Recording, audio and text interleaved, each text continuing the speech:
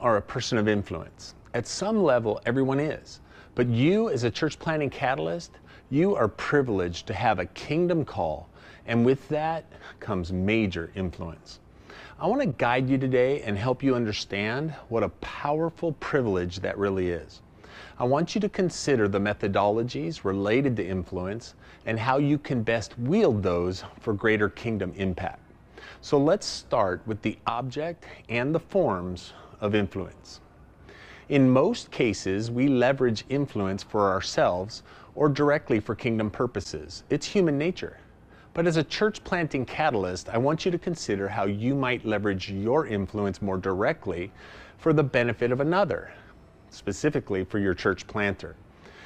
In this video, I want to discuss two forms of influence, both push and pull. And then, in a secondary video, I want to talk about the aspects of what I call the lateral connect. So let's dive right in.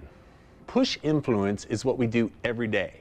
We all tell other people what to do. We suggest alternatives or best choices. These fall under a form of influence called the push. You push someone to someone else or something.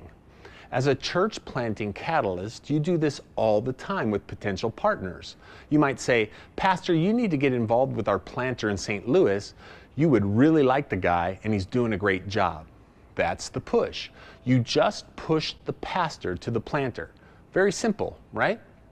Well, here's what you need to understand about the push.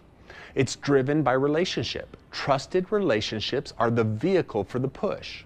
Because that pastor trusts you, he will let you suggest a relationship with an unproven, unknown church planter. In other words, he extends the trust he has in you to the planter with whom trust has yet to be built. That is why it is important to push quality church planters.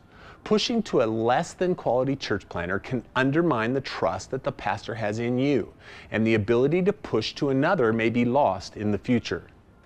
Trust and influence must be taken very seriously for this reason.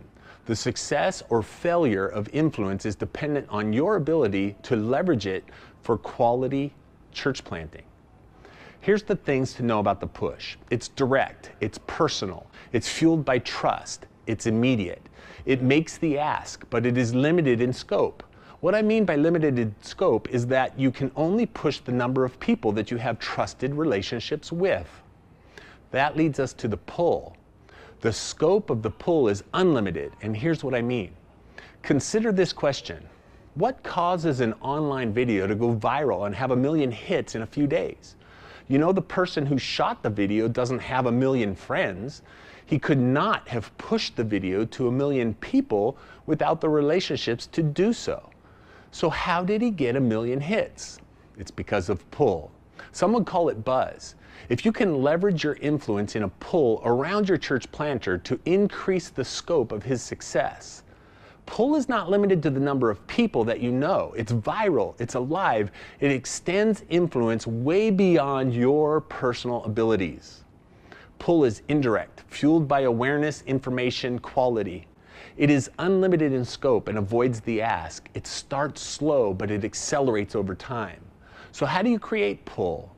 Pull results when the influencer, that's you, it's the CPC, strategically increases the object's gravity, the object being your church planter. The increased gravitational pull entices others to initiate interest in your guy. There is no ask involved. You promote the qualities and excellence of the church planter and you provide buzz about their qualities. Essentially, you paint such a favorable picture of what they're doing that the hearer or observer self-initiates involvement and then tells others. Creating pull around your church planter by speaking favorably and frequently of his quality is the single greatest way to spark viral interest in his kingdom success.